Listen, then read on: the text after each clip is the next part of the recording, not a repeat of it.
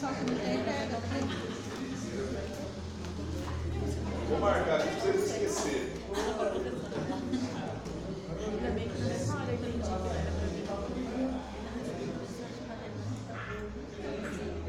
Paz do Senhor para todos. Amém. Vamos ficar em pé, vamos fazer uma oração, vamos começar.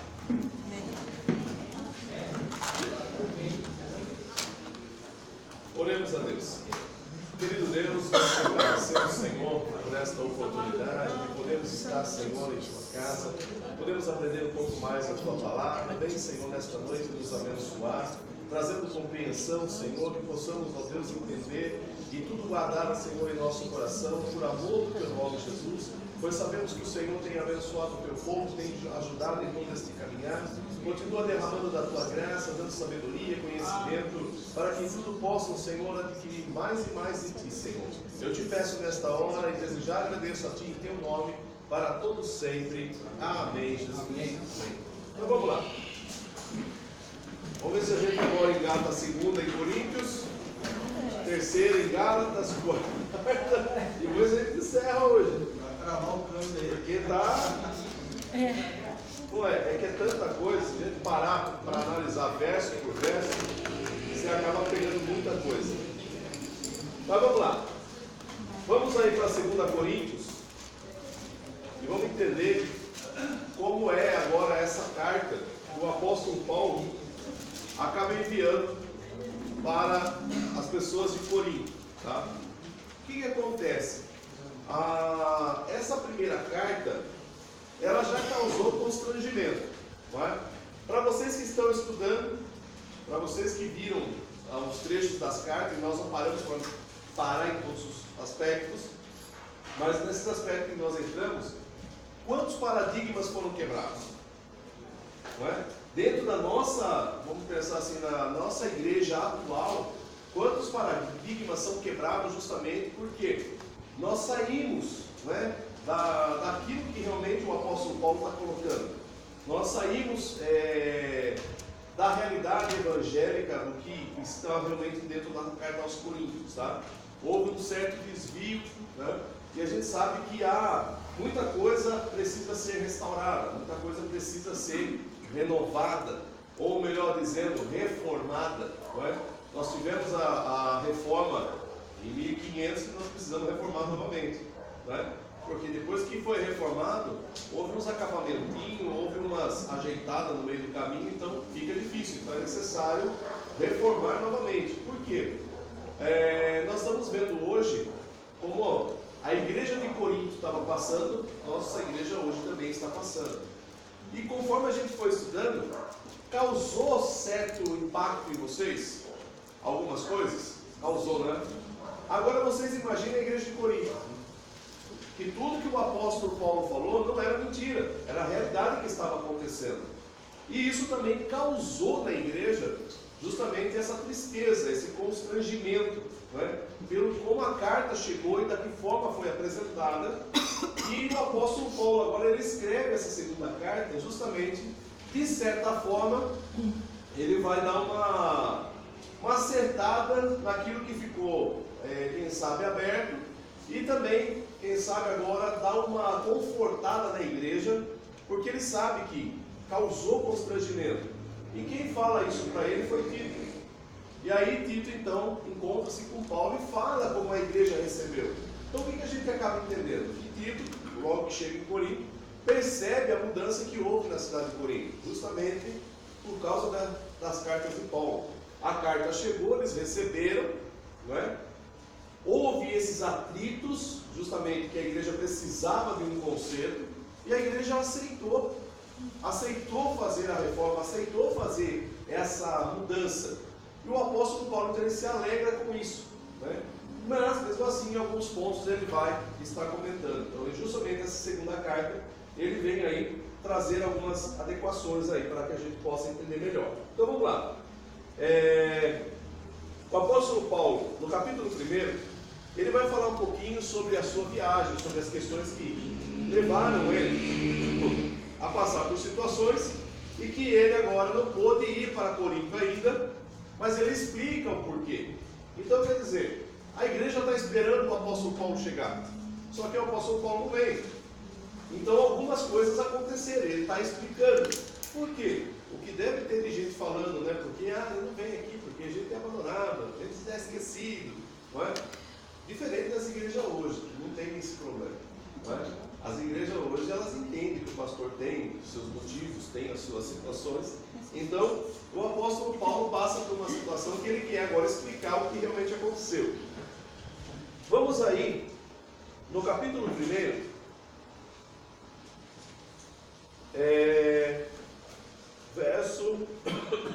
verso 15. E com essa confiança, quis primeiro ir ter convosco, para que tivesses uma segunda graça, e por vós passar a Macedônia, e da Macedônia ir outra vez ter convosco, e ser guiado por vós a Judéia. Deliberando isso, usei porventura de leviandade? Ou que delibero segundo a carne, para que haja em sim, sim e não, não? Antes, como Deus é fiel, a nossa palavra para convosco não foi sim e não. Porque o Filho de Deus, Jesus Cristo, que entre vós foi pregado por nós, isto é, por mim, Silvano, Timóteo, não foi sim e não, mas dele houve sim. Porque todas quantas promessas há em Deus são dele sim, e por ele amém, para a glória de Deus, por nós. Mas o que nós confirma convosco em Cristo, que nos ungiu, é Deus, o qual também nos selou e deu o penhor do Espírito em nossos corações. Invoco, porém, a Deus por testemunha sobre a minha alma, que para vos poupar não tenho até agora ido a Corinto. O que está falando de Paulo? Paulo tem duas palavras. Uma coisa que ele fala que vem e não vem. Então quer dizer, ele marca de vir e não vem. Só que o apóstolo Paulo está dizendo que o desejo dele era ir a Corinto e depois passar por Macedônia, de Macedônia ele voltar à Judéia. Mas aí ele diz assim, mas às vezes o nosso sim é não do Senhor. Por quê? Há mudanças nesse meio de caminho? Há muitas situações, fora as perseguições que começaram a haver. Então muita coisa vai impedi-lo. Então ele está dizendo que o desejo dele era ir, mas algumas coisas aconteceram e Deus é testemunha do que ele está falando que é a realidade, para que pudesse quebrar justamente esses pensamentos que as pessoas tinham contra ele. Ainda no capítulo 2, no verso 9, ele diz assim,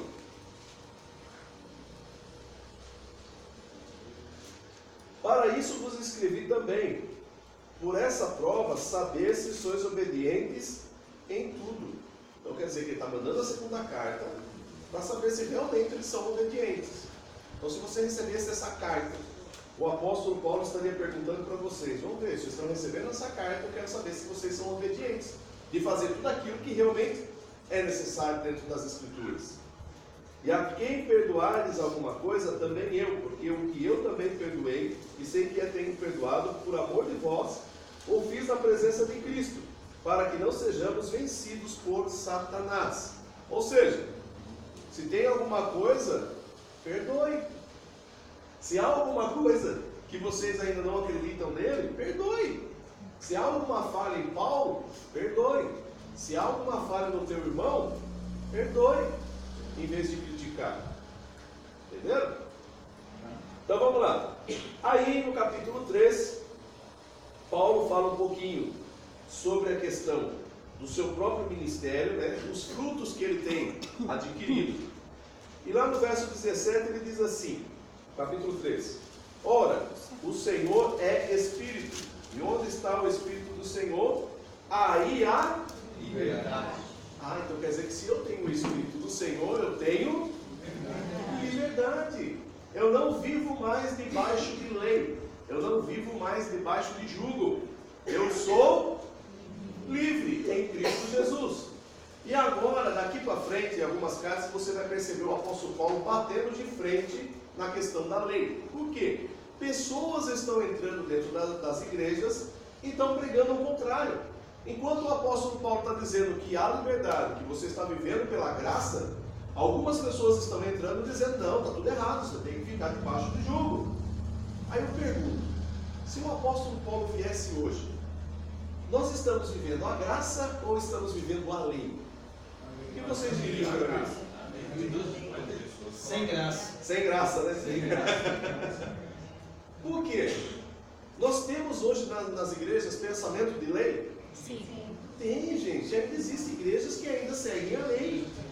Não é? Como existem outros que estão de uma forma pensando na graça, já não existe nem mais liberdade, existe libertinagem. Nós estamos vivendo extremos. Não é? Ou tem pessoas que jogam tudo para um lado só, não é lei, ou jogam tudo para o outro lado dizendo, não, tudo é liberado. É 880, né? 880. E o que nós precisamos é justamente o quê? O Espírito Santo, ele faz o quê? O equilíbrio. O equilíbrio da balança. Então nós precisamos tomar cuidado justamente com isso. O problema maior é que nós não sabemos lidar com a liberdade. Nós, brasileiros, não sabemos lidar com liberdade. Por quê? Porque nós já viemos de jugo. Nós já viemos de ditadura, nós já viemos de situações de opressão. E quando se fala em liberdade, parece que o negócio vira de todos os lados. Então nós precisamos tomar cuidado. Por quê? Uma coisa é a liberdade, outra coisa é a libertinagem. O apóstolo Paulo está dizendo, você é livre. Mas quer dizer que eu posso fazer qualquer coisa? Não, existem regras. A liberdade, ela também é delimitada. Ela também como dizer assim, possui regras. Eu não posso ultrapassar o limite do outro. A minha liberdade vai até onde chega o outro. Então eu não posso. Então a liberdade, ela existe. Eu sou livre, eu não preciso ficar debaixo de jugo. Jugo esse que tem que seguir todas as regras da lei para obter a salvação. Não. Nós somos livres pela graça. Nós não precisamos de lei, nós não precisamos seguir essas leis. Aí o apóstolo depois ele vai dizer, nós resumimos, a lei ela foi resumida, principalmente aquele amor ao próximo. Se você tiver amor ao próximo, você não vai praticar nenhum ato contra a lei. Concorda? Quando diz amor ao próximo, por exemplo, eu não vou cobiçar a mulher do meu próximo. Por quê? Porque eu amo o meu próximo, eu não vou cometer esse ato contra ele. Eu não vou defraudar o meu irmão. Eu não vou cometer nada que vai implicar nele. Eu tenho essa liberdade. Mas eu não, como por exemplo no tempo da lei, você era obrigado a seguir a lei. Hoje não. Você vive pela graça. Então vamos lá. Capítulo 4. Uma das coisas que o apóstolo Paulo ele vai bater em cima e ele vai centralizar é justamente o quê? A pregação, o ensino, o estudo, tudo é baseado em Cristo. Tudo tem que ser baseado em Cristo. Se nós pegarmos isso para a nossa vida cristã, podemos dizer que tudo que fazemos é para Cristo? Pesou, né? Pesou, né? Cara chato. Será que tudo que fazemos é para Cristo? Deveria. O apóstolo Paulo ele diz bem claro que tudo que nós formos fazer, temos que fazer como se fosse para Ele e não para nós. Porque já não vivo mais eu, mas Cristo vive em mim. Agora, se Cristo ainda não vive em mim, eu continuo fazendo eu. Entendeu? Peso da balança. Vamos lá. Verso 1 do capítulo 4. Pelo que tendo esse ministério, segundo a misericórdia que nos foi feita, não desfalecemos. Antes, rejeitamos as coisas que por vergonha se ocultam, não andando com astúcia, nem falsificando a palavra de Deus. E assim, nos recomendamos a consciência de todo homem, na presença de Deus, pela manifestação da verdade. O que ele está dizendo? Que o que ele faz está dentro da palavra, e a palavra é a verdade. Ele não falsifica a palavra. Existem falsificações da palavra? Como existe? Pegar versos sem um contexto. Como isso é complicado e como isso também é defraudado. Por quê? Pega esses versos pequenos e acabam se criando uma doutrina dentro de igrejas. E isso é totalmente contra a palavra. E isso é falsificação da palavra. É você falar, não, mas está escrito. Mas peraí, não é porque apenas está escrito, é apenas um verso, que é aquilo lá. Não, eu tenho que ler todo o contexto. Se o meu capítulo não deu para compreender, eu vou para o anterior, eu vou para o posterior, se não, todo o livro, se não, a Bíblia toda. Eu não posso apenas pegar um texto e basear uma doutrina, um pensamento e colocar dessa forma. Por quê? Porque eu posso estar falsificando a palavra.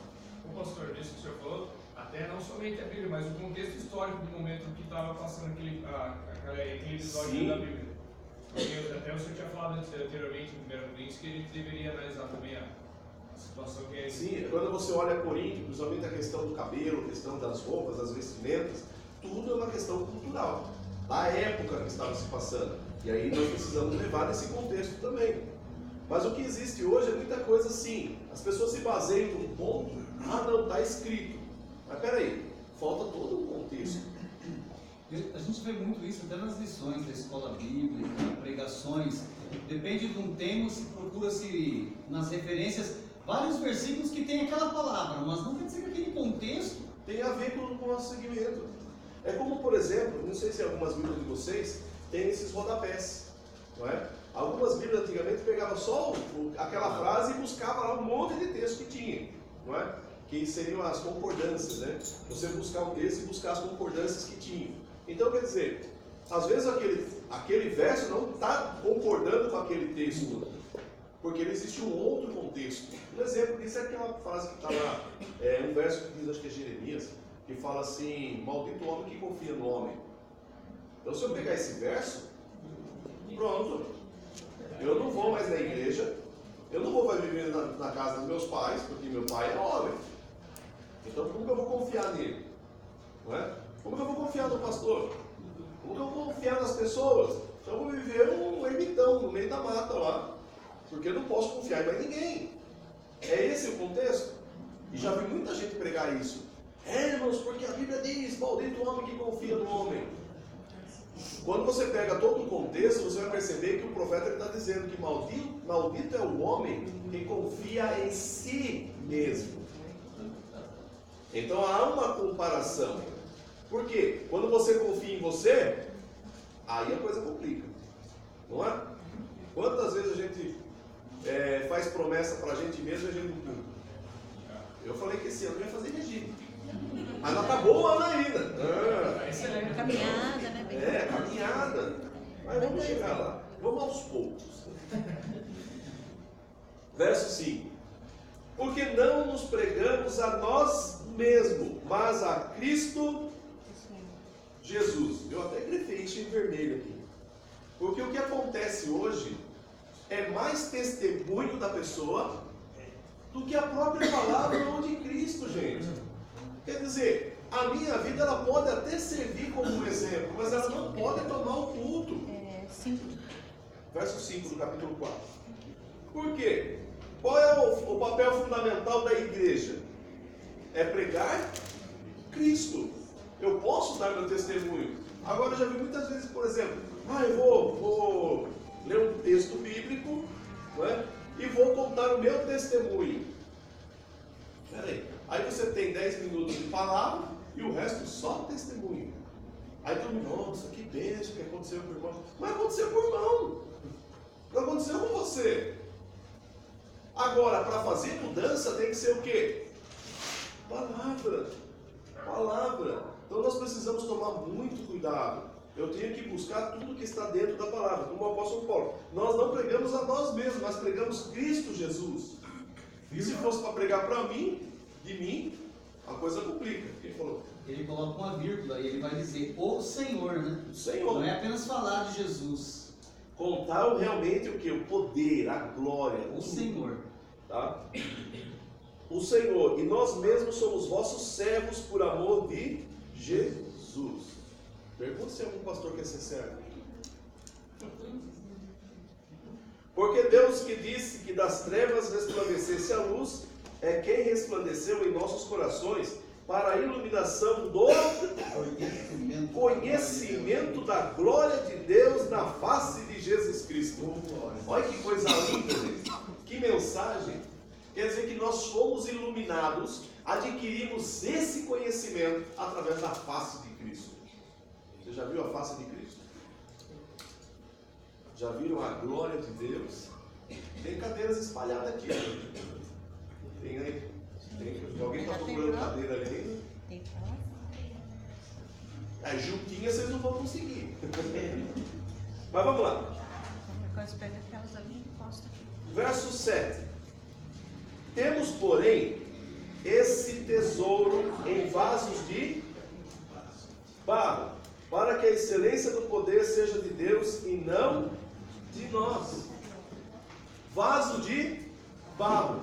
Então nós temos esse poder e esta glória dentro de vaso de barro, que somos nós. Para quê? Para que a gente não se vanglorie. Porque somos vasos de barro. E um vasinho de barro, qualquer batidinha. Qualquer batidinha? Qualquer batidinha? Rica, estraga. E dá para usar de novo? Aí vamos lá para Jeremias, que desce a casa do oleiro. E diz assim, que enquanto o vaso estiver na mão do oleiro, se ele não achar ver alguma coisa errada, o que ele faz? Amassa, vai a água e vamos lá e vai fazer um vaso. Olha que pensa. Um vaso ele é de barro, por isso que o apóstolo Paulo coloca, para que a gente não se vanglorie, para dizer, eu sou melhor, eu sou tal. Não. Por isso a gente entende isso e jamais, não é? Entra com jactância em cima disso. O que é jactância? Senhor orgulhoso. Vamos lá. Verso 16. Por isso, não desfalecemos, mas ainda que nosso homem exterior se corrompa, o interior, contudo, se renova de dia em dia. O que se renova? O homem interior. O que se renova? Não é a palavra que se renova cada dia em dia? A palavra se renova a cada dia? Sim, onde está escrito? A palavra se renova a cada dia? Agora peguei. Não, a palavra ela não se renova a cada dia. Porque ela é. Senão Deus tinha que ficar mudando cada dia. E ele muda? Ele é imutável. A palavra ela é imutável, ela permanece. O que renova cada dia, em dia, é o quê?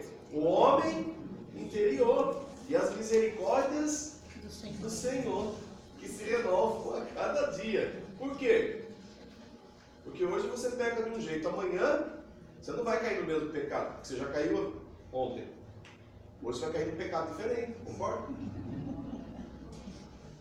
Então, o homem interior se renova de dia em dia. Olha que coisa linda isso.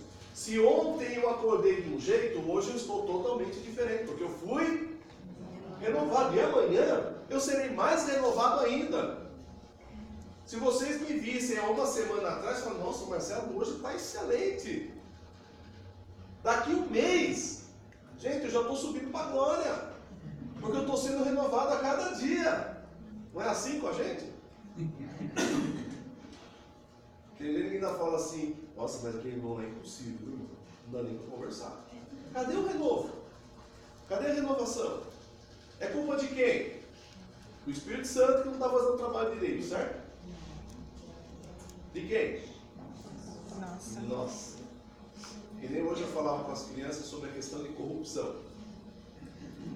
Que quando a gente fala de corrupção, eu até brinquei e falei assim, as crianças já nascem corruptas. Aí eles não concordaram comigo de jeito nenhum. Não, claro que não, é claro que sim. Um exemplo, se eu pegar uma criança, um recém-nascido não, mas uma criança de 1 ano, por exemplo, e eu falar para ela assim, viu, tá aqui a sua mamadeira, você vai beber, ela vai dizer que não porque ela tá cheia. Ela fala, então ótimo, eu vou passar para outra criança. O que ela vai fazer? Não beber. Ela vai beber mesmo estando cheia. Então ela é corrupta. Não é? Não é? Nós também somos corruptos, não somos? Quando nós infringimos uma lei, infringimos uma regra, também somos corruptos.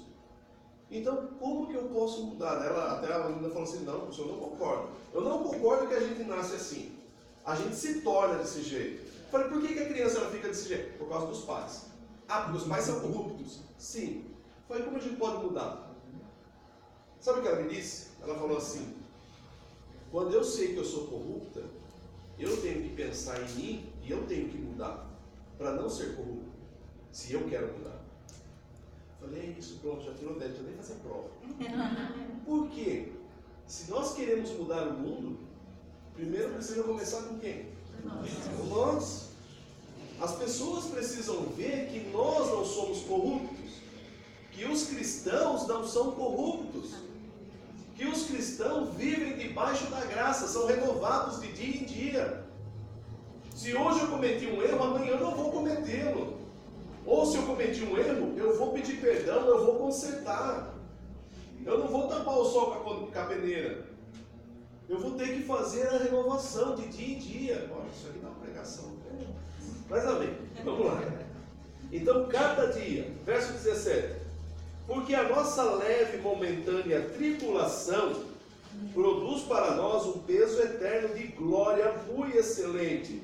Então, pare de reclamar das suas lutas, pelo amor de Deus. Ok? Que essa tribulação, ele diz aí, que é momentânea. E está servindo para você, para quê? Para um peso eterno de glória muito excelente. Ou seja, o que você está passando hoje, Deus está te preparando para uma glória que será gloriosa.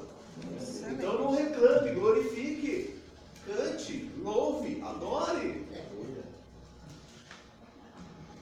Oh Jesus, precisamos ser crentes, né?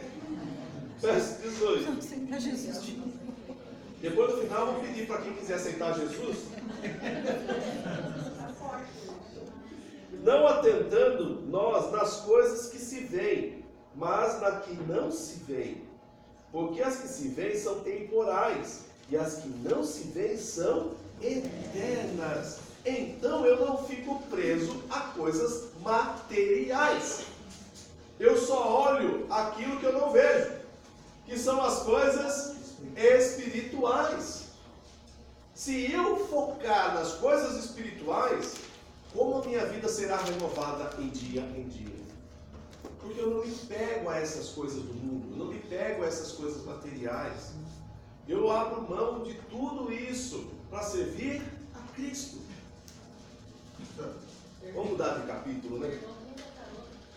A renovação dia a dia do homem interior, a outra parte que diz que a renovação são as misericórdias do Senhor lá em Lamentações, né? Isso. Que são as causas que sermos consumidos. Então o Senhor falou daquela confusão, mas não é a palavra, não. Eu fui pesquisar, É as misericórdias. A palavra não tem como ela ser renovada, não é? Porque a palavra é a palavra.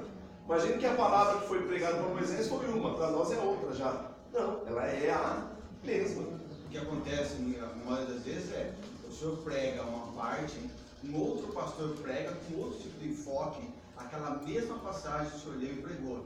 Então acontece de lá eu tenho um entendimento, uma interpretação, Sim, uma visão diferente. Uma visão diferente da que o Senhor passou. E a mentalidade diferente. E cada dia ela é renovada. A minha vida em si. Eu estou sem controle. Alguém está É que eu não estou apertando. A pessoa quer vir aprender a palavra. Ele leu a parte qualquer que jeito, bateu. Na tentativa de escutar. Vamos lá, capítulo 5, verso 1. Porque sabemos que se a nossa casa terrestre desse tabernáculo se desfizer, temos de Deus um edifício, uma casa não feita por mãos eternas, não feita por mãos, eterna nos céus. E por isso também gememos, desejando ser revestido da nossa habitação, que é do céu. Se todavia, estando vestidos, não fomos achados nus, porque também nós, o que estamos nesse tabernáculo, gememos carregados, não porque queremos ser despidos, mas revestidos para que o mortal seja absorvido pela vida. Olha que coisa linda. Então quer dizer que esse tabernáculo, uma hora vai se desfazer, uma hora vai se acabar. Mas eu tenho a certeza e a plena convicção que a hora que esse corpo se desfizer, eu tenho uma eterna morada. Ok? Verso 7 do capítulo 5. Porque andamos por fé e não por... Olha que coisa linda, gente. Eu vivo pela e não por vista. Eu não fico acreditando nas coisas, eu vivo pela fé. Eu não confio nas pessoas, mas eu vivo pela fé. E é essa fé que Deus se agrada. De você caminhar a cada dia, crendo nele. Que ele vai abrir as portas. Que ele vai fazer tudo acontecer. Por isso, o cristão não perde noite de sono. Porque ele não se preocupa com o dia de amanhã. Porque ele tem fé. Oh, Jesus, vamos mudar de capítulo. Tá difícil, viu? Vamos lá no capítulo 5 Era pra ser ainda. melhor esse? Né, mãe? Esse era pra Verso ser melhor? 17. Tô apanhando. Assim que se alguém está em Cristo, nova criatura é. E as coisas velhas já passaram. Eis que tudo se fez novo. E tudo isso provém de Deus, que nos reconciliou consigo mesmo por Jesus Cristo e nos deu o ministério da reconciliação. Então vamos lá. Depois de tudo isso que o apóstolo Paulo já tem falado, ele diz para nós que nós temos o ministério da reconciliação. Ou seja, eu fui reconciliado com Deus, e a partir desse momento eu me reconcilio com qualquer um que erra contra mim. Eu não peco, eu não fico de mal, eu não fico de cara virada. Por quê? Porque eu tenho o ministério da reconciliação. E quando eu vejo irmãos que estão brigados, eu tenho o ministério da reconciliação. O que eu vou fazer? Reconciliar. Porque a igreja ela não pode, somos um corpo. Se, por exemplo, você sofre um corte no braço, você vai ficar olhando, a sua cabeça vai ficar olhando, viu, bem feio. Deixa sangrar, vai morrer agora. Você faz isso? O que você faz? Corre estancar o sangue ou pedir socorro, dá um jeito. Por quê? Faz parte do seu corpo. Nós fazemos parte desse corpo. Sabe? Tem pessoas que não vê a hora de cortar o dedinho.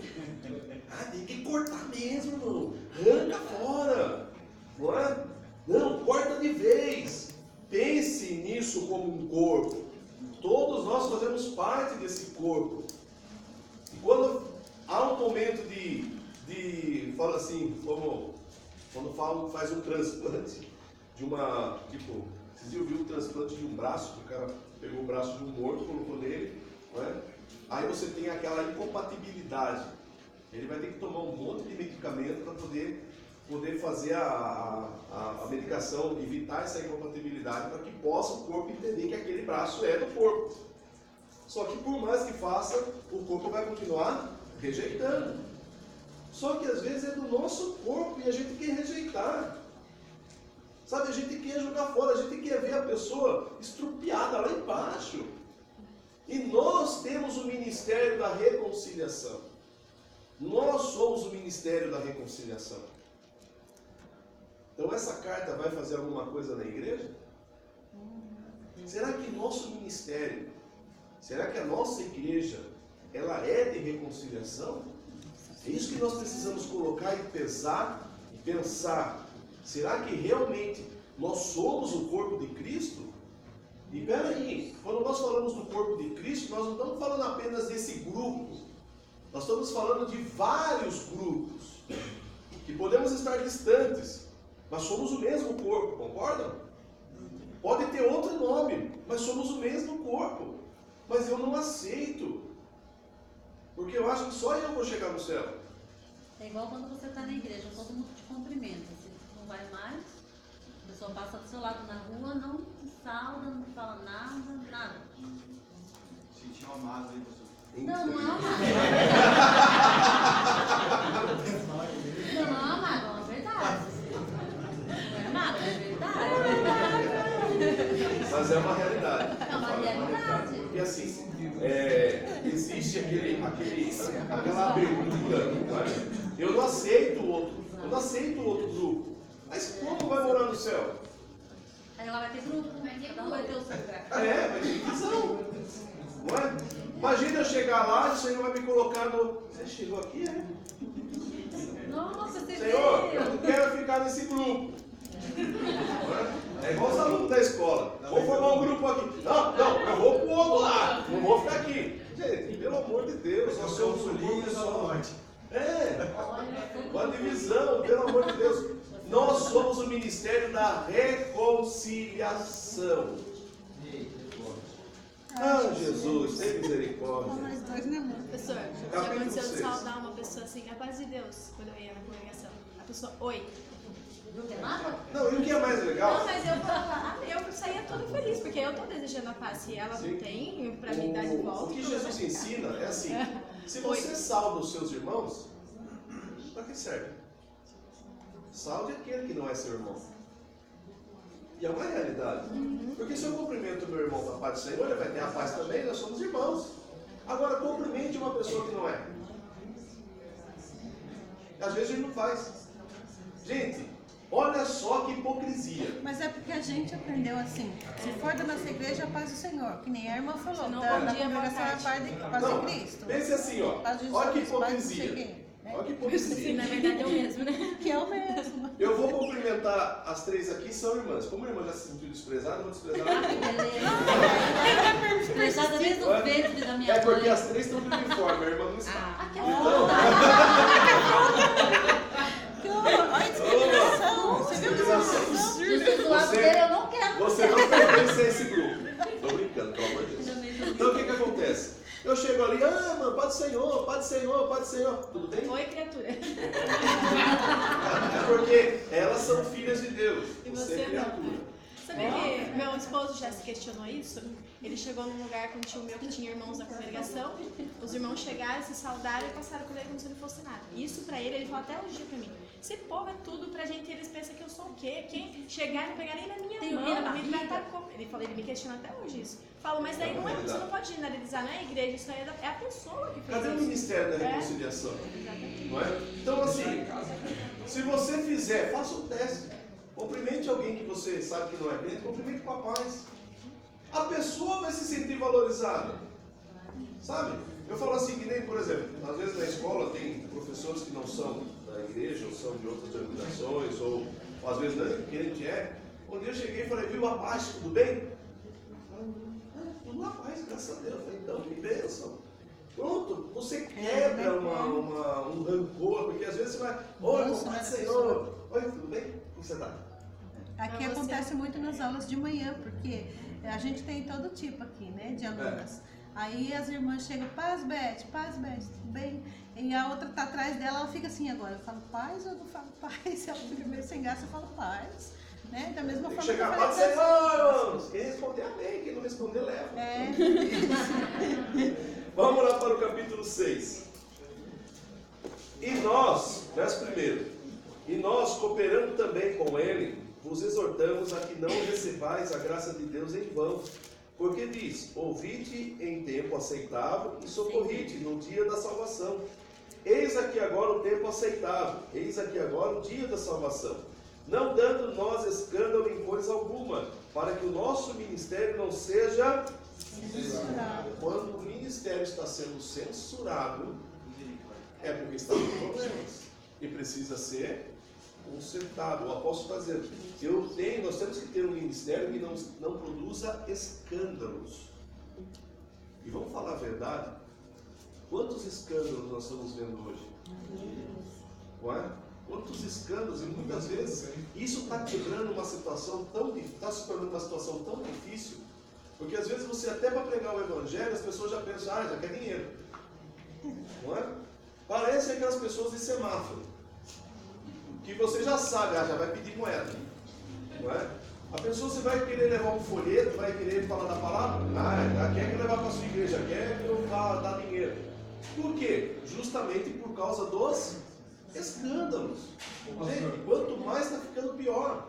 E quando você vai evangelizar uma pessoa que não é crente, você não consegue nem terminar de evangelizar, ela já está falando das pessoas. E aquele lá? E aquele outro? Aí você tem que contornar todo aquele momento para falar para ela que ela tem que ver a Cristo nas pessoas. É difícil, né? Como é difícil. Então o que nós precisamos fazer? Primeiro, dar testemunho. Hoje nós temos que dar testemunho. Sabe?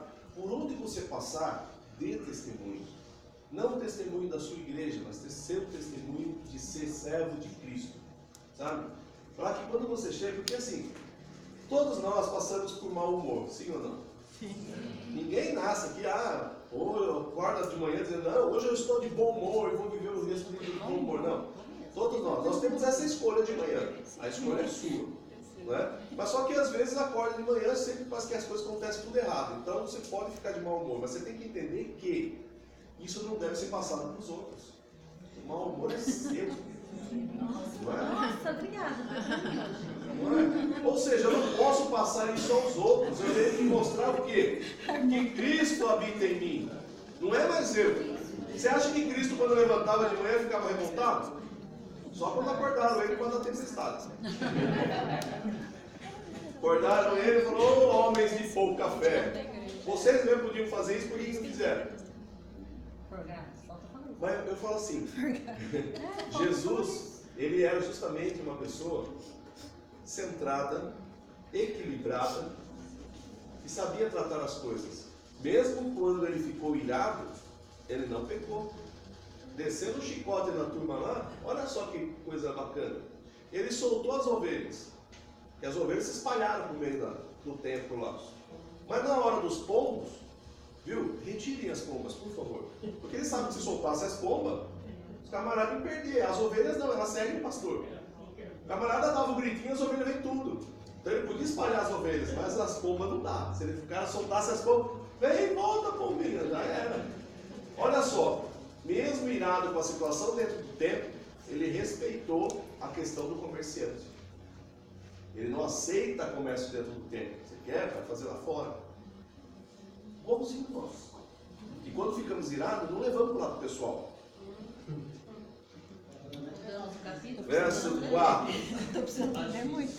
Antes, como ministro de Deus, tornando-nos recomendáveis em tudo, na muita paciência, nas aflições, nas necessidades, nas angústias, nos açoites, nas prisões, nos tumultos, nos trabalhos, nas vigílias, nos jejuns, na pureza, na ciência, na longanimidade, na benignidade do Espírito Santo, no amor não fingido, na palavra da verdade, no poder de Deus, pelas armas da justiça, à direita e à esquerda, por honra, por desonra, por infâmia e por boa fama, como enganadores e sendo verdadeiros, como desconhecidos, mas sendo bem conhecidos, como morrendo e eis que vivemos, como castigados e não mortos, como contristados, mas sempre alegres. Entenderam?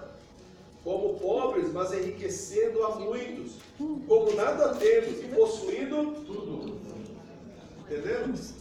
Você pode ser para alguns tudo aquilo que é errado, mas faça o que é certo. Não importa o que estão falando, faça o que é certo e continue fazendo o que é certo. Mesmo que você esteja entristecido, continue sendo alegre. Eu posso estar revoltado, mas eu continuo tratando todo mundo bem. Jamais em passar essa tristeza. E eu falo isso por uma experiência que nós passamos. Eu falo que nós estávamos passando uma situação difícil, uma luta, e eu fui pregar na igreja, eu era pastor da igreja, e a situação realmente estava pesada, e eu fui pregar. Preguei, mas assim, ninguém percebeu. Mas uma criança chegou e falou para você, né? Foi para você? Não, foi a Gabi? Foi na hora da oração, ela virou pra você. Não, foi o menino que falou que eu estava triste. Não lembro, quem que ele falou? Eu sei que ele falou assim, ele falou com a irmã, acho que falou com a irmã e a irmã veio falar comigo. Aí depois você contou para mim, acho que ela falou para você, que ele falou assim, mas o pastor está triste hoje. Ninguém percebeu, mas ele percebeu. Por quê? E uma criança. Por que ele percebeu? Sensibilidade. Ele estava sensível. Uma criança, ele gostava de ouvir a palavra. E ele percebeu na pregação que eu estava triste. E realmente eu estava. Mas tentei não passar isso aos irmãos. Mas como é difícil. Como é complicado. Dá vontade para o irmão. Tem uma oportunidade para o outro. Não é? Passa para o outro irmão. Mas é difícil. Mas o que o apóstolo Paulo nos ensina é justamente isso. Você pode estar triste, você pode passar por situações difíceis, mas seja alegre. Fale a verdade. Busque a verdade. Faça aquilo que a pessoa... Por exemplo, às vezes nós somos tão ignorantes, somos tão egoístas, que às vezes as pessoas chegam com problemas para conversar com a gente, a gente tem que contar os nossos problemas achando que os nossos problemas não são maiores que o dela, aí ela vai entender. Ela não quer saber dos seus problemas. Ela quer que você ouça. Ouça. Ajude. Não é? Para que possa entender. Na igreja é a mesma coisa. Se nós temos esse ministério, e aí o apóstolo Paulo coloca justamente que nós estamos vivendo numa sinceridade, então vamos ser sinceros uns com os outros. Se existe alguma coisa que ficou pendente, não chega e conversa. Não fique guardando. Ah, mas a culpa não é minha. Não guarde, faça isso acontecer. Reconciliação. Mas vamos lá para o capítulo 7. Aí o apóstolo Paulo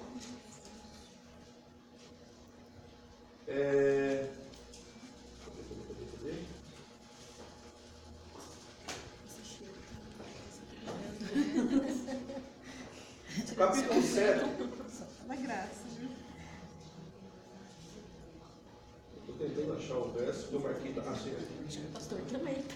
Capítulo 7, verso 5. Porque quando chegamos à Macedônia, a nossa carne não teve repouso algum, antes em tudo fomos atribulados.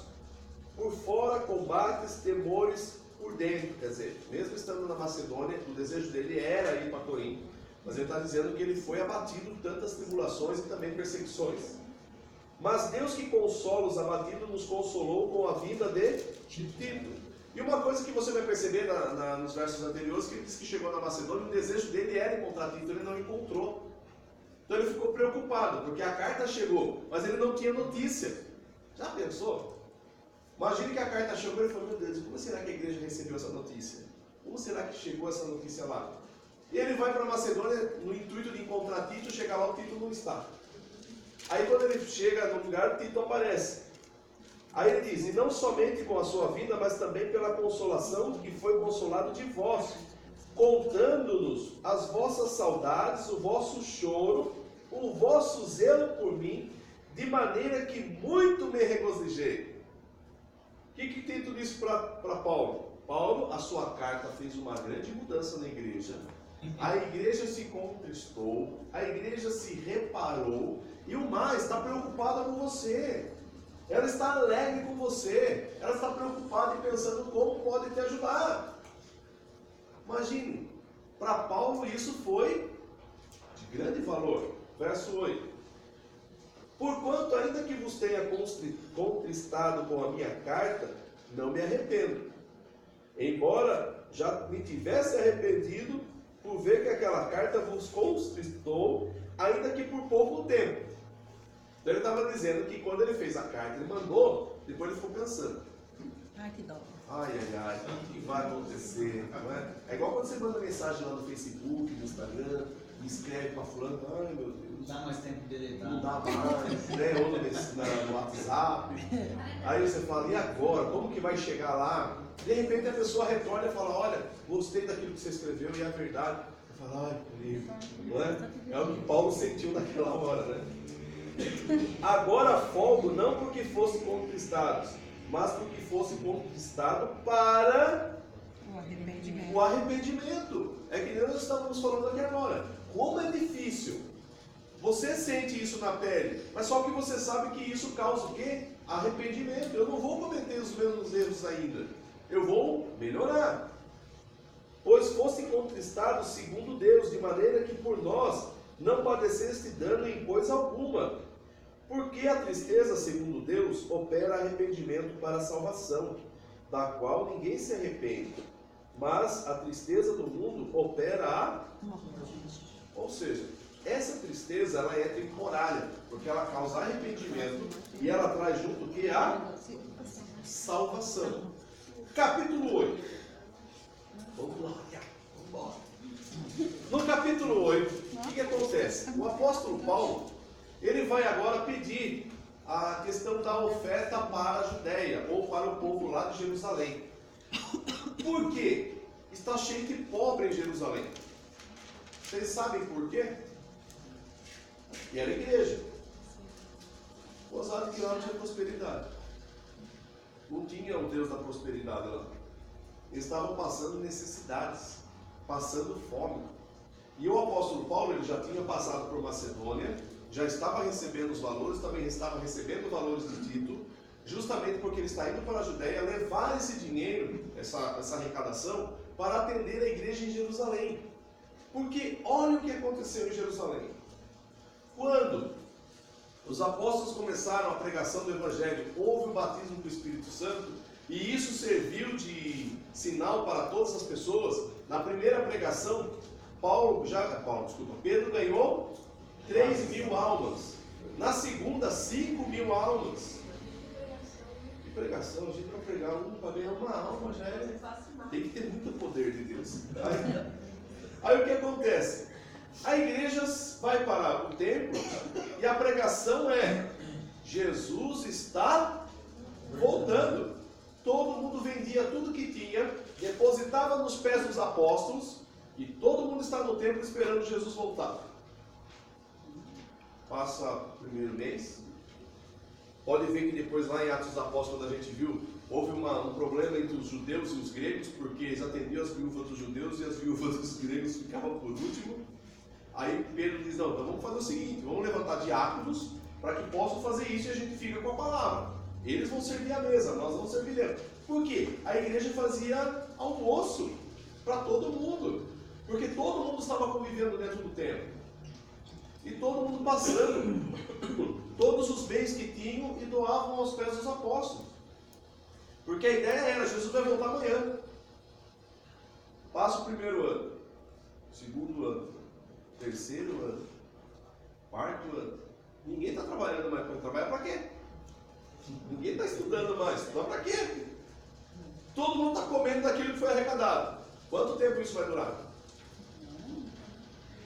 Agora começa a perseguição. A igreja se espalha. E agora? Esse povo vai viver do quê? Vai trabalhar onde? De que forma? Largou o emprego, largou tudo. Então a igreja começa a passar necessidade. Por quê? A igreja passou-se para um extremo. Quando a gente fala da volta de Cristo, a gente tem que tomar muito cuidado. Por quê? Eu não posso levar ao extremo. Eu tenho que manter o equilíbrio. A minha vida espiritual tem que estar pronta para Jesus voltar hoje, agora. Mas a minha vida material eu vou trabalhar para que Jesus volte daqui a 2000 anos. Deu para entender? A minha vida material, eu vou ter que trabalhar, eu vou ter que ter o meu sustento, eu vou ter que fazer o que tiver que ser feito. Eu vou trabalhar como se Jesus voltasse daqui a 2000 anos. Mas a minha vida espiritual, ela tem que estar pronta para hoje. Quem garante que você não vai ouvir a trombeta? Só para você. É ou não é? É verdade. Ninguém sabe o dia de amanhã. Aí alguém fala: Jesus vai voltar daqui a 2000 anos. Então estou sossegado. Mas amanhã pode ser muito tarde. Por quê? Quem garante que vai estar vivo amanhã? Quem garante que vai estar vivo no ano que vem? Se bem que agora diz que Júlio vai passar o planeta, vai querer destruir uma grande parte aí, né? Já ouviram essas histórias? Todo ano, né? Todo ano tem essas histórias. E aí, os alunos me perguntaram assim: professor, será que vai acabar o mundo em julho mesmo? Eu falei: filho do céu, se fosse desse jeito, eu já estou desde 82 esperando. Porque vai, que vai, que vai. Aí eles falam: a conta estava errada, deixa o ano que vem. Gente, são coisas absurdas que saem na internet e as pessoas acreditam. Tá? Nós seguimos a palavra, amém? Se seguimos a palavra, vamos pensar. Primeiro, a igreja precisa ser arrebatada, certo? Se a igreja for arrebatada, teremos aqui 7 anos de grande tribulação. Beleza, então, se a igreja fosse arrebatada hoje, daqui 7 anos, Jesus estaria voltando. Daqui 7 anos, então, se Jesus voltasse, ele reinaria 1000 anos. Então nós já teríamos 1007 anos para o fim. Concorda? Então eu posso dizer que o mundo vai acabar amanhã? Mas, deixa eu fazer uma pergunta. Tempo de 7 anos, 8 mil anos, uma palavra que fala que o tempo de Deus não é o tempo. Essa contagem de 7 anos ou 8 anos que a gente vai falar, fica dependentemente desse tempo, né? Quando nós chegarmos em Apocalipse, eu vou mostrar. E se eu tiver que parar agora, eu vou ter que ir lá para Daniel, vou ter que voltar para Jeremias, mostrar Ezequiel, depois voltar em Apocalipse. Então, Eu preciso só, porque assim, haverá esse tempo. Esses 7 anos são 7 anos mesmo, tá? Depois dos 1000 anos de Cristo. Tá? Isso é dentro da palavra. Eu não vou mostrar isso agora, porque quando chegar em Apocalipse eu demonstro tudo, tá? Então, daqui 1007 anos, se Jesus viesse arrebatar a igreja hoje, o mundo acabaria. Quem ficar, verá. Quer ficar? Quem quer ficar para ver? Se vai ser da aflição, já dá para imaginar, né? É que uma vez um pastor da igreja falou assim, não, se Jesus voltasse hoje, quem ia ficar contente? Todo mundo levantou a mão. Eu não, eu subiria contente. Então, no capítulo 9, vamos lá. Capítulo 9, verso 6. Aí o apóstolo Paulo, que muitas igrejas utilizam para a questão das ofertas, ele coloca aí justamente a questão de como você deve contribuir. Digo isso, que o que semeia pouco, pouco também é para judiar isso, né? Isso é pecado, né? É pecado, né? Também acho. A gente está aqui morrendo de fome. Né? O cérebro não tá nem processando. Não consegue Culpa da processar. Cileide, viu? Cadê a Cileide? Tá aí? Cristo redentor. Tá lá na cozinha, ó. Culpa Vamos dela. lá. O que semeia pouco também, pouco também ceifará. E o que semeia abundância, abundância também ceifará. Cada um contribua segundo propôs no seu coração, 10%. Não com tristeza, a não ser que a minha Bíblia esteja A errada. minha não conta 10%. Não com tristeza ou por necessidade, porque Deus ama o que dá com alegria. E Deus é poderoso para tornar abundante em vós a graça, a fim de que, tendo sempre em tudo toda a suficiência, superabundância em toda boa obra. Conforme está escrito, espalhou, deu aos pobres, a sua justiça permanece para sempre. Ou seja, o que ele está querendo dizer, que quando você contribui, contribua segundo sentir no seu coração. As irmãs que estão fazendo isso, pecado. Misericórdia, vocês judiam da gente, né? Então, nossa, precisa até saliva ficar. O que acontece? O Paulo está dizendo o seguinte: quando você vai contribuir, contribua segundo o seu. Tem um valor determinado? Ah, não, mas isso aí é só para oferta. Não, peraí, não é para atender a igreja? Então, é cada um sentir no seu coração. Ele diz: quem semeia pouco, pouco também vai colher. Agora, se você semear bastante, também bastante você vai receber. Tá? Então, 10% você vai receber 10%. Então, fica bem. Vamos lá. No capítulo 10, o apóstolo Paulo volta de novo a defender a sua questão do apostolado. Por quê? Muitos estão dizendo que ele não é apóstolo. E aí ele volta de novo a bater na tecla de que ele foi chamado para ser apóstolo. Capítulo 11. Nossa, pastor, mas É o resumo do resumo. Jesus amado, não tem que ler isso aqui, não sei não. Resumindo. Vamos para o capítulo 11. Depois vocês vão ler em casa tranquilamente. Eu sei que vocês fazem Na isso. próxima, a senhora dá janta pra ele na casa. Acho que eu tinha que ter dado almoço pra ele, né? Não é, porque assim, nós vamos bater na mesma tecla do que Paulo já tinha falado, tá? Que ele é apóstolo de Cristo. Todo mundo acredita também, né? Amém. Vamos lá. Então vamos lá, vai. Capítulo 10. Agora vamos dele. 11? Vamos pro 10, vai. Então todo mundo reclamando, vamos pro 10. Não, mas não falou nada dele, tadinho. Ele fica nervoso. No capítulo 10, ele diz assim, lá no verso 7. Olhais para as coisas segundo a aparência? Se alguém confia em si mesmo, que é de Cristo, pense outra vez se isto consigo. Assim como ele é de Cristo, também nós de Cristo somos. Você vive só pela aparência? Se você diz que é de Cristo, tem que ser de Cristo, não é só de aparência. Então ele está dizendo que se ele é apóstolo, ele não está dizendo isso em vão, porque Cristo o chamou. E ele é apóstolo, ele faz coisas dos apóstolos. Tá? Porque ainda que eu me glorie mas alguma coisa do nosso poder, o qual o Senhor nos deu para edificação e não para a vossa destruição, não me envergonharei, para que não pareça como se quisera intimidar-vos por cartas. Porque tinha gente falando, mas quem é Paulo para ficar mandando esse tipo de carta? Por mais que a maioria da igreja aceitou, uma pequena parte, ou uma grande parte, não sabemos, não aceitava. Mas quem é esse Paulo aí? Então Paulo está colocando o seu ponto de vista. Porque as suas cartas, dizem, são graves e fortes, mas a presença do corpo é fraca e a palavra desprezível. Estão reclamando? Pense o tal isto. Quais somos na palavra por cartas? Estando ausentes, tais seremos também por obra, estando presentes.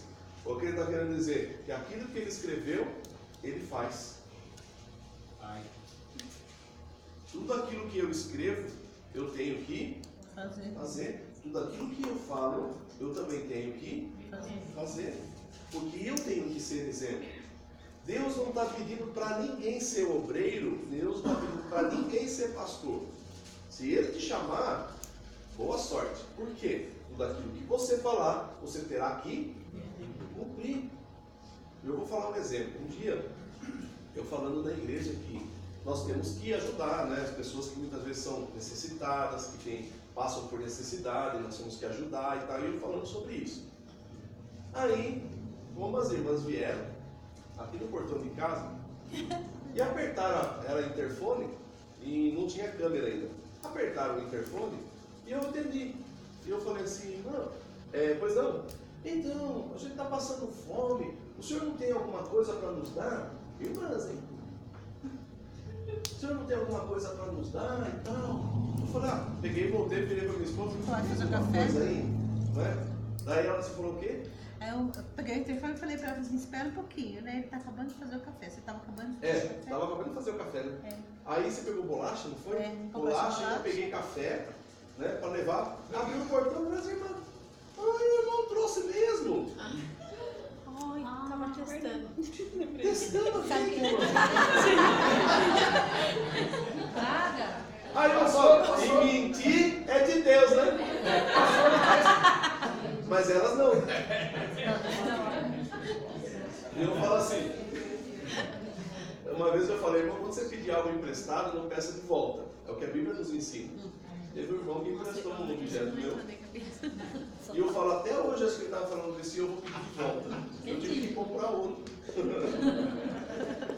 Eu falei, não, se a gente falou, tem que cumprir, Aquilo que nós falamos, temos que fazê-lo. E não adianta eu falar, faço o que eu falo, mas não faço o que eu faço. Isso é hipocrisia. Se você é líder, se você é responsável, tudo aquilo que você fala, cumpra. Cumpra. Agora o apóstolo Paulo falou que ia para Corinto, ele foi?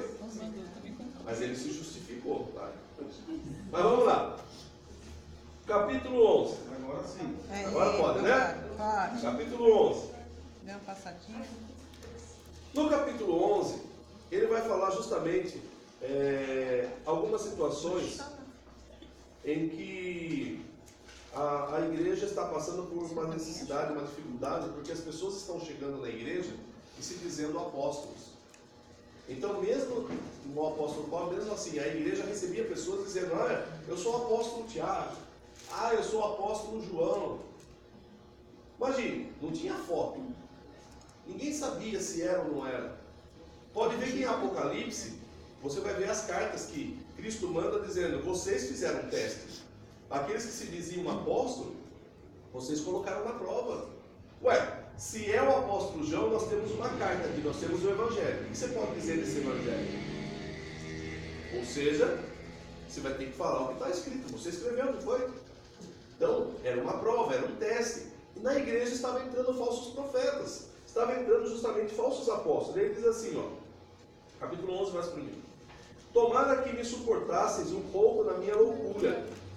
Suportai-me, porém, ainda, porque estou zeloso de vós com o zelo de Deus, porque vos tenho preparado para vos apresentar como uma virgem pura a um marido, a saber, a Cristo. Uma coisa que eu acho interessante nesse trabalho do apóstolo Paulo, como um pastor deve fazê-lo, é assim, não é apenas lançar palavras. Você está preparando um rebanho. Rebanho esse que um dia você vai se apresentar diante do Senhor. Dizendo, ó Senhor, aqui estão os teus servos que eu ensinei, que eu mostrei e vieram junto comigo. Deu para entender? Olha que trabalho é. E você dará conta diante do Senhor. Principalmente aquele que cuida de igreja, que cuida de ministério, que cuida de pessoas, ele dará conta do Senhor de todas aquelas pessoas que Deus o colocou para cuidar. E o problema maior que Jesus nos ensina, que muitos vão dizer, Senhor, nós pregamos o teu nome, Senhor, nós ensinamos, Senhor, nós curamos, Senhor, nós fizemos. E ele vai dizer o quê? A igreja entra e o pastor não. Tem aquele Deixados para Trás, já viu aquele filme? Até eu lembro no filme, a igreja foi arrebatada e o pastor ficou. E ele ficou jogando bolinha de tênis na parede. E aí a pessoa chega e fala, o que aconteceu? Ele fala, então, tudo que eu ensinei eles acreditaram. Um outro filme também, o filme que o pastor ficou também, sempre parecido. Houve um arrebatamento, uma mulher foi lá, os fiéis, e o pastor ficou. Aí a filha da mulher não subiu, foi lá, o senhor não foi, Já pensou, gente? Não é? É aquela coisa, faço o que eu falo, mas não faço o que eu faço. Verso 3, mas temo que assim como a serpente enganou Eva com a sua astúcia, assim também sejam alguma sorte corrompidos os vossos sentidos, e se aparte da simplicidade que é em Cristo. Porque se alguém for pregar-vos outro Jesus, que nós não temos pregado, ou recebeis outro Espírito que não recebestes, ou outro Evangelho que não abraçaste, com razão o sofrereis, porque penso que em nada fui inferior ao mais excelentes apóstolos. E se sou rude na palavra, não sou, contudo na ciência, mas já em tudo nós temos feito conhecer totalmente entre vós. Que alguns chamavam ele de rude na palavra, porque foi pesado. E vamos falar a verdade, doeu, não doeu? Primeira carta? Segunda coisa está mais leve. Aí ele diz no verso 7, pequei porventura, humilhando-me a mim mesmo, para que vós fosseis exaltados, porque de graça vos anunciei o Evangelho de Deus. Outras igrejas despojei eu para vos servir, recebendo delas salário, e quando estava presente convosco e tinha necessidade, a ninguém fui pesado. O que ele está justificando? Tinha gente chegando na igreja para... mas acabou isso. Acabou, graças a Deus, não tem mais. Pessoas chegando na igreja cobrando. E as pessoas estavam pagando. E aí o apóstolo Paulo está dizendo, mas eu nunca fui até vocês para receber salário. Não, senhor, eu sou concordância errada. Diz o irmão, não eu. Ou seja, as igrejas estavam sendo despojadas desses maus apóstolos, desses maus pastores. E hoje, precisamos mandar a carta de Coríntios de novo. Não é? Infelizmente. Mas beleza, vamos lá. Verso 13. Porque tais falsos apóstolos são obreiros fraudulentos, transfigurando-se em apóstolos de Cristo. E não é maravilha, porque o próprio Satanás se transfigura em anjo de luz. Pode parecer um pastor excelente, mas até Satanás se transfigura em anjo de luz. Ainda bem que é só o pastor, né? Não é o grupo de louvor, nada. Não. Irmão, aí nós vamos entrar no outro parâmetro. Que alguns falam que são levitas, né? Mas ninguém quer trabalhar que nem levita. Não é muito, pois os que são os ministros que se transfigurem em ministros da justiça, o fim dos quais será conforme as suas obras. Eles darão conta de si mesmo. Aí Paulo já conta um pouquinho do seu sofrimento, tá? Aí vamos lá para o capítulo 12. Ele mostra justamente que tem os falsos profetas e ele fala um pouquinho do sofrimento que ele passa por ser fiel. E vamos falar a verdade? Quão difícil é ser crente fiel? Você passa mais tribulação do que aquele que não é fiel. Com certeza. É ou não é? Porque não pesa para ele, mas aquele que é fiel, como pesa? Como é complicado? Sabe, tem pessoas que estão se sobressaindo nas igrejas, pastores de renome, ganhando fortunas. E todo mundo fala e se inspira, não, eu quero ser como um pastor. Aí o pastor escreve livros de autoajuda dizendo como chegar até onde ele chegou. Pessoas se inspiram nisso. Aí você olha e você fala, pera, está tudo errado. O apóstolo Paulo, ele mostrou todas as agruras, todos os sofrimentos, todas as chibatadas que ele levou. E aí? E Jesus disse, no mundo tereis, mas parece que para eles não. Então, foge daquilo que é da palavra, sabe? Então nós precisamos estar atentos a isso também. Nós temos que tomar muito cuidado.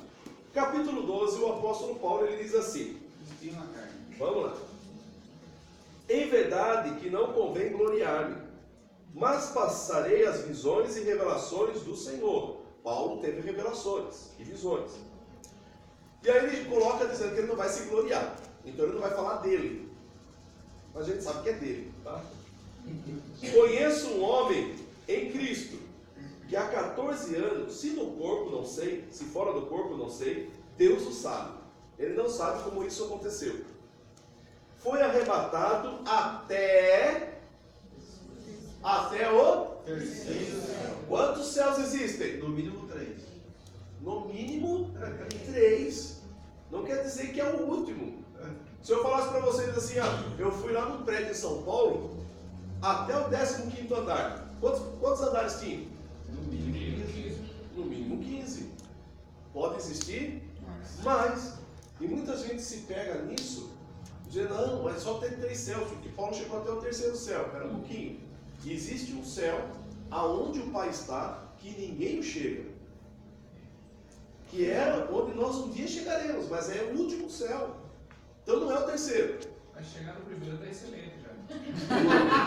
O primeiro é complicado. Um pezinho na terra, O primeiro é complicado. Por quê? Não tem segurança de nada, não. O primeiro céu, ele está dividido entre o Hades e o seio de Abraão.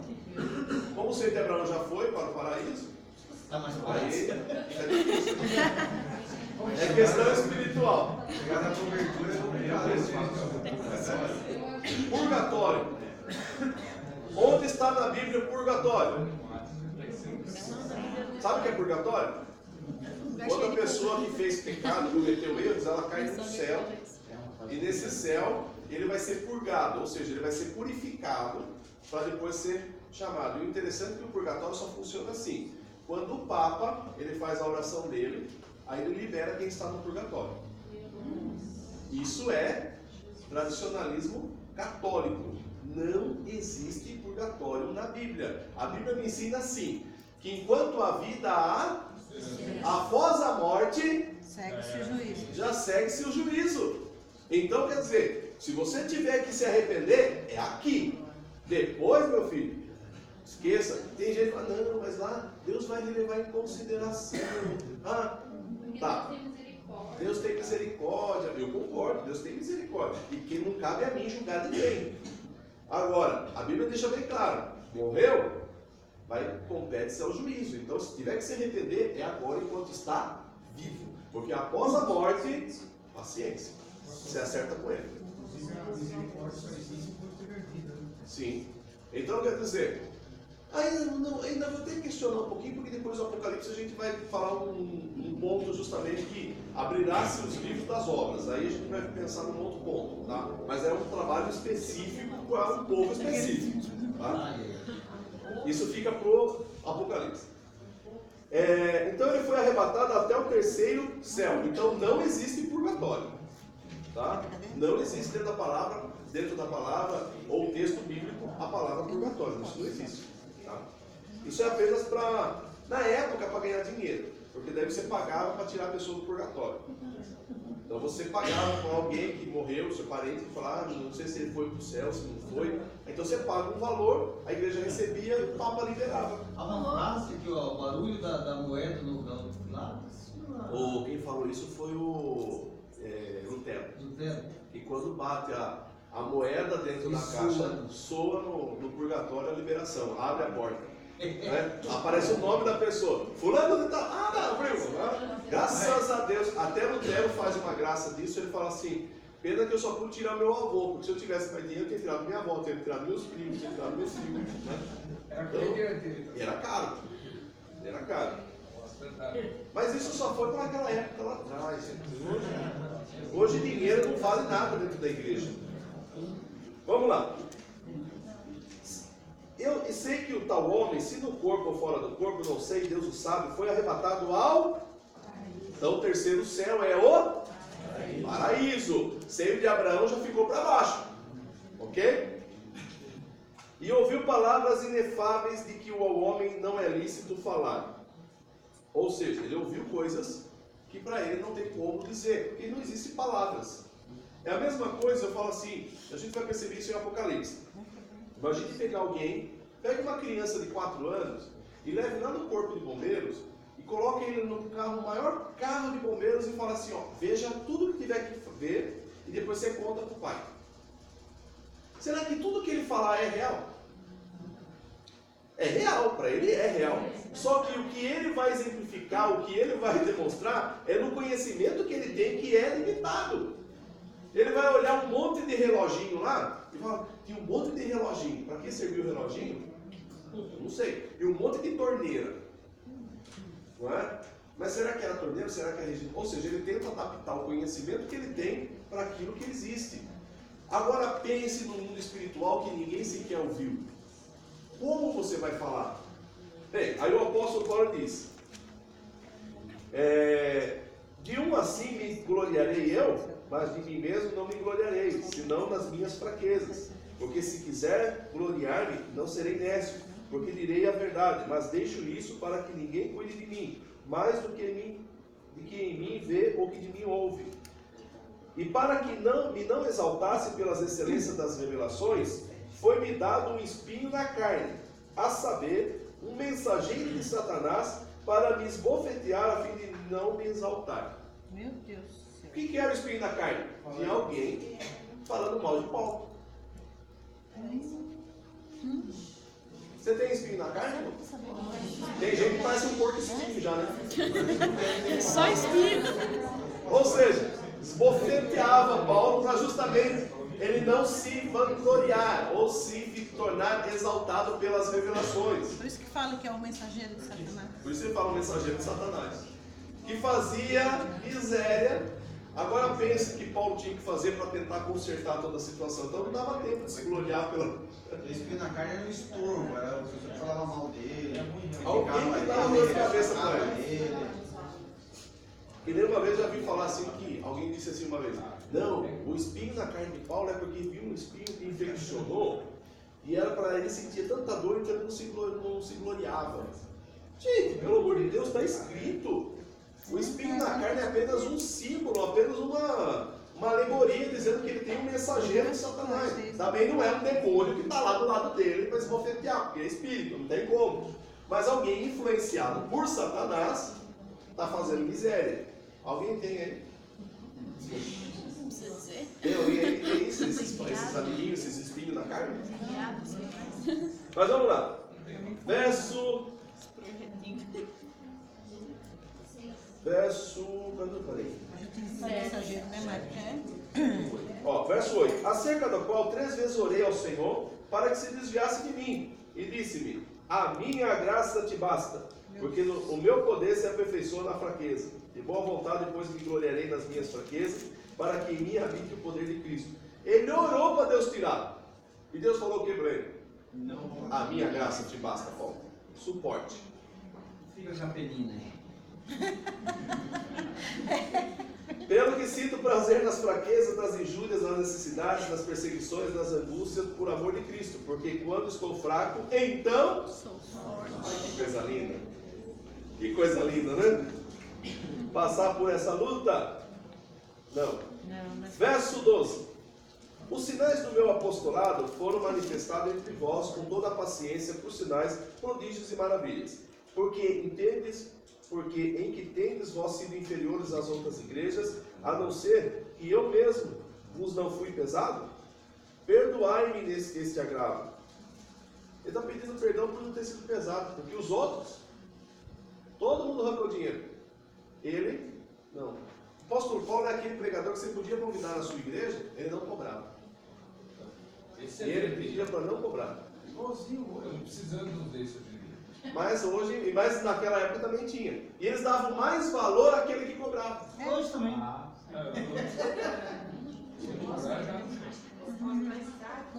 Infelizmente.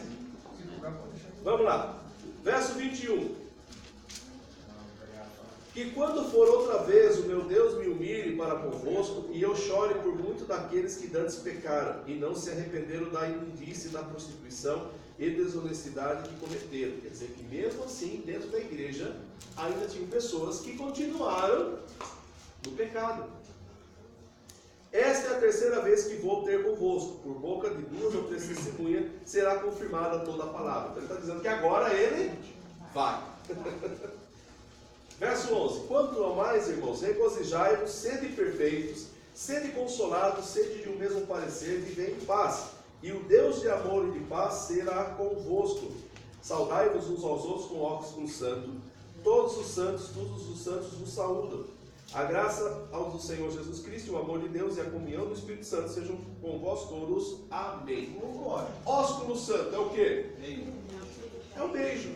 É um costume oriental, tá? Eles tinham o costume de se beijar, tá? Um no rosto do outro, eles têm esse costume. Até em alguns presidentes, às vezes na época via, quando era criança, um presidente chegar e beijar o outro no rosto, que era um costume oriental. Isso é um ósculo santo. Então, quer dizer, você um beijava o outro. Agora, tem igrejas que fazem o ósculo santo, só que assim, é homem com homem, mulher com mulher. É santo? Ah, não, porque se colocar o homem para beijar a mulher, aí já vai dar problema. Então é melhor separar, porque daí é santo. Certinho, né? Se é santo, não tem não malícia. teria Né? essa malícia, verdade. Que bem, então é melhor não beijar, deixa quieto. Amém? Vamos comer esfirra, daqui a pouco a gente volta. Mas é uma delícia mesmo das filhas. Igual o cheiro. Oh, não, mas sente.